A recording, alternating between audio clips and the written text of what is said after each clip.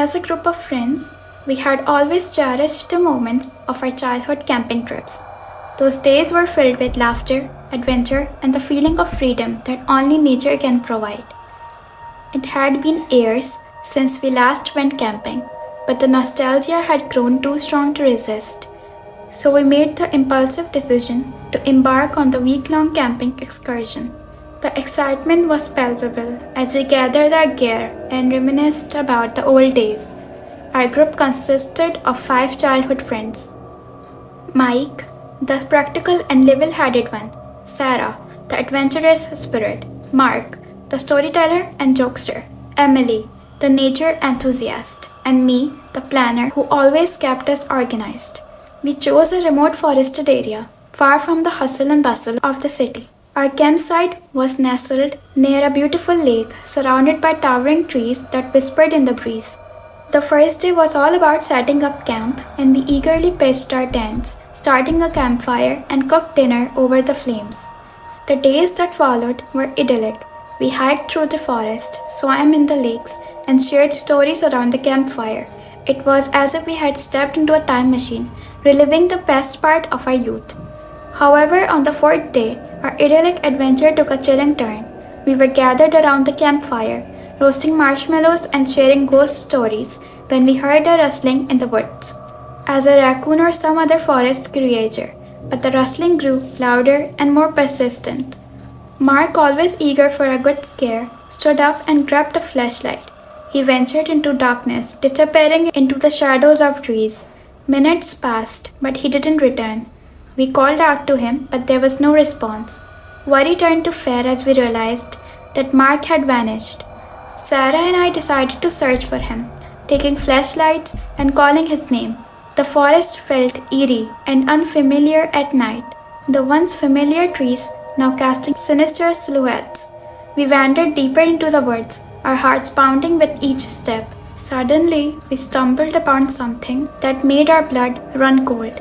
It was Mark's flashlight, dropped on the forest floor, its beam still illuminating the area, but Mark was nowhere to be found.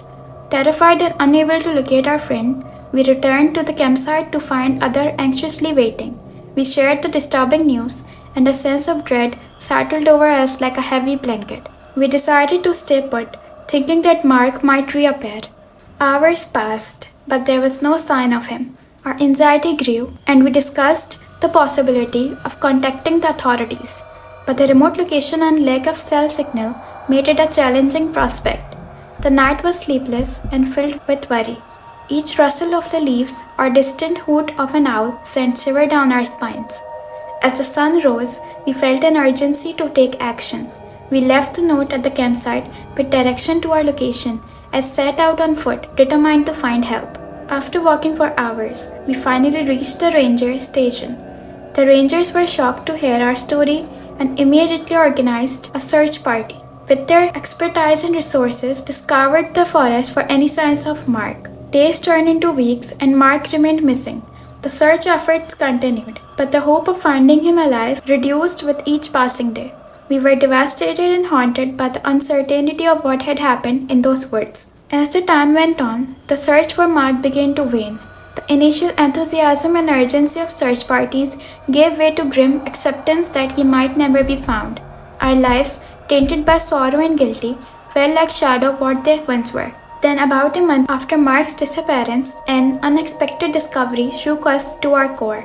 A group of hikers exploring the same woods came across skeletal remains in a secluded area, far from our original campsite. The police and search teams were alerted immediately. A post-mortem examination confirmed our worst fears. The skeleton was indeed Mark's. The cause of death, however, remained a mystery. There was no sign of foul play or physical trauma. His belongings, like his backpack and flashlight, were missing, further deepening the mystery. As the news of Mark's discovery spread, our small community was gripped by sorrow and shock. Many questions loomed over us like a dark cloud. How had Mark ended up so far from the campsite? And why hadn't he been found earlier? The lack of answers intensified our torment, but the forest, once a play of joy and adventure, now felt cursed. The authorities decided to seal off the area, citing Mark's tragic fate as evidence of its inherent danger. It was an ominous conclusion to our camping adventure, one that left us with a burden that would never be lifted. The uncertainty surrounding Mark's death, the mystery of final moments, and the dark reputation of the woods became ingrained in our collective memory. Despite the passing time, we could never shake the feeling that our childhood playground had transformed into something malevolent.